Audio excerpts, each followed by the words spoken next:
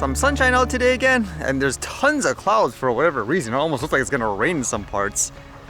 And what's going on today? Lots of war-related news again with drones, huh? How about this one? This one says, drones attack Russian oil refineries near major oil port Novorossiysk.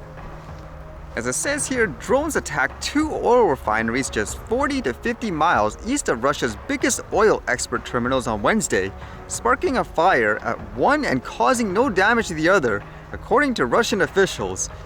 Drone attacks deep inside Russia have intensified in recent weeks with strikes on Moscow, oil pipelines, and even Kremlin ahead of a Ukrainian counter-offensive. At around 0100 GMT, a drone struck the Azovsky oil refinery in Russia's Krasnodar region, causing a fire which was later extinguished, Governor Veniamin Kondratev said. So I guess, yeah, as they say here, Ukraine's going more on the offensive as opposed to being defensive. And it says the Azovsky refinery lies 50 miles east of the Black Sea port of Novorossiysk, one of Russia's most important oil export gateways. The plant can process around 6 million tons of oil each year. This was multiple attacks too, because it says another drone crashed into the Ilsky refinery, which lies around 40 miles east of Novorossiysk, Russian state-owned news agency RIA reported, citing local officials. According to the refinery's website, its 5 processing units have the combined capacity of 3 million tons per year. There was no immediate information on who launched the drones, but Russia has accused Ukraine of increased attacks on targets inside the country, including on Moscow on Tuesday. So it's continuing non-stop, all this war, huh? When will it end? And this piece of news seems to be going on still, where if you guys remember, there were police in Hamilton that were using drones, and the argument was it potentially violates things like privacy laws because they didn't go through, I guess, the proper consultation periods. So this one here says, does the value of police drones outweigh the potential risk to privacy?